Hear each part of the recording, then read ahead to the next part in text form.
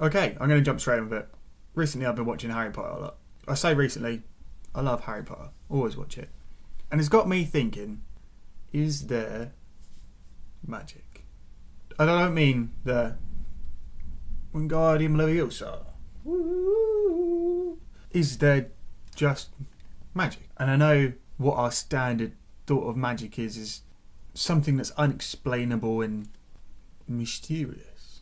I'm just Google the dictionary definition to see how wrong the Oxford Dictionary is. Because as always, my opinion is correct. As I thought, the dictionary is wrong.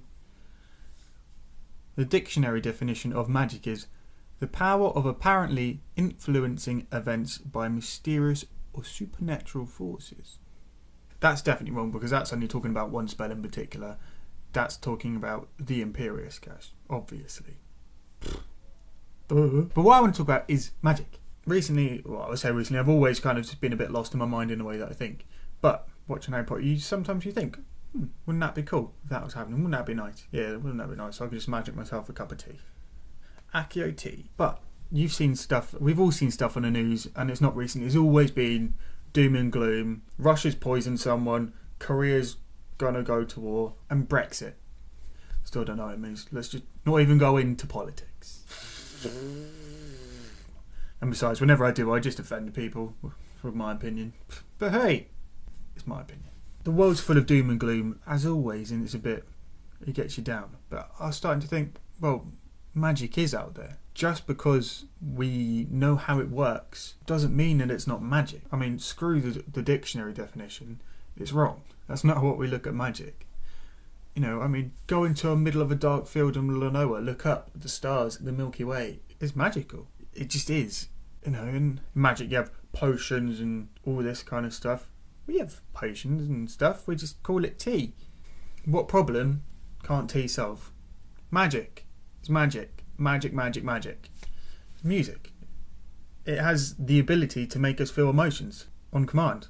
I mean, if you didn't know what music was and stuff, if you didn't know how things work, you would describe it as magic. And obviously back in the old days, they'll say, oh, you're a witch or whatever because you did this. No, it's just intelligent people doing intelligent things. You know, there's so much magic in the world. You know, nature is so magical and so beautiful. Birds, well, they're not really magical, but they can fly. But we can fly now. We get on a plane and think just because it's not a bloody broomstick doesn't mean it's not magic. You know, the stuff that we do in reality it's a bit mind-boggling when you think of what humankind has accomplished. It's taken nature millions of years to do over evolution and all that stuff. It is mind-boggling. And then if you add into the account how unlikely it is that we exist in the first place, or where we come from, like stardust that's billions and billions of years old, that's been smashed together in such a way that it's created the earth and then it's created us from just things being thrown about. So in my opinion, a hammer can fix anything. And also I think it's perplexing that the earth is flat. I'm joking.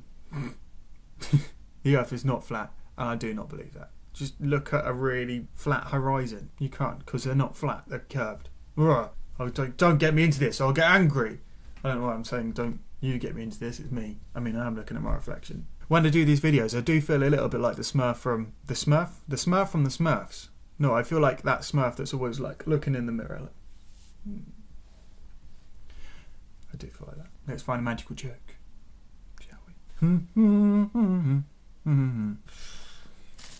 Slightly magical joke. Why is Peter Pan always flying about? All about the place. Like this. Because he never lands. Get it? Never lands? Oh, right. That joke never gets old. That was a secondary joke as well. Peter Pan never gets old. Me getting up in the mornings. That's bloody magic. Never happens. I'm always like, it's quite early. I'm going to have a little bit more of a lie. But then forget to set another alarm to wake me up. I think magic's a personal thing. I think maybe magic's another word for admiring something. Oh, that's magical. Maybe it's a combination of words, like magic, perfect, pretty, and it just all combines into the word magic. To me, magic well, maybe magic's that's a miracle, is like me getting through uni. Like me getting a 2-1, I'm really bloody proud of it. I've even framed my certificate, not being big-headed. But all throughout school I always struggled, always in special needs, and I don't even know if they're allowed to call it that now. But that's what I was in, and then always been a bottom English, but I always tried and I never could. I never could read very fast or do anything like that. But then one of my mentors at school was like, you might have this thing called Erling's.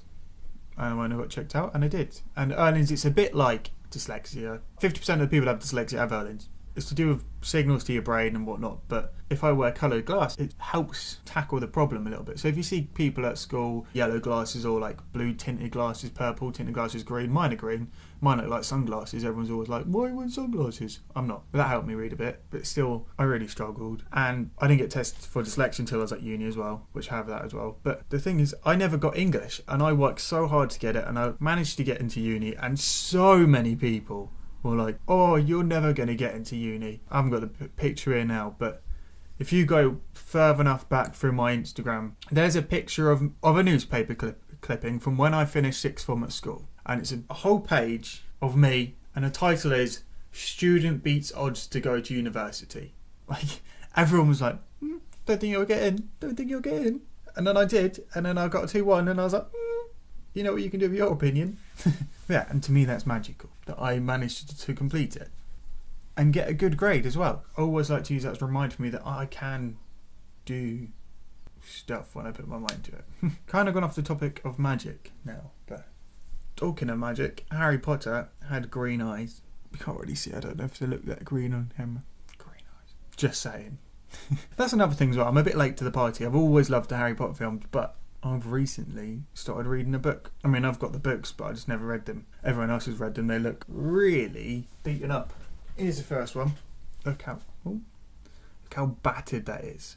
My God, it is battered. But yeah, I started reading this. I don't know where I'm at. I'm that far into it.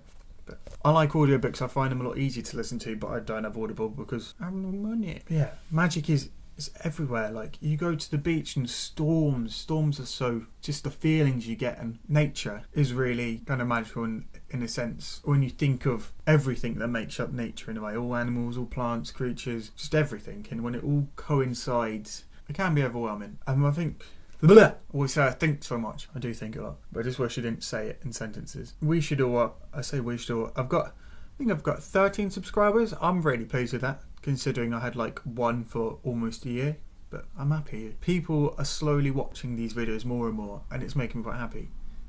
If anyone is watching this video, why don't you comment down below what you find in the world is magical? You know, we can all have a conversation about it. And I don't know why, when I think of things being magical, it makes me happier.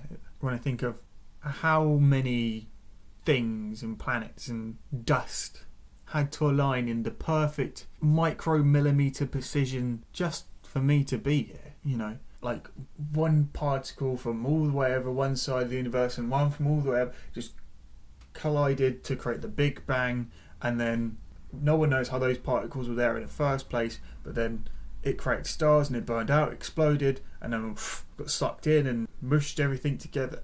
Like, it's amazing. And how a particle, like some stardust that once burned so brightly across the whole universe, is now a potato an island. It's amazing. Just one last thing. I think that the fact that you are watching this is magical.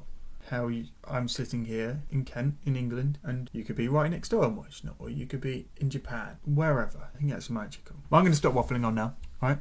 As always, I'll see you later. Ooh.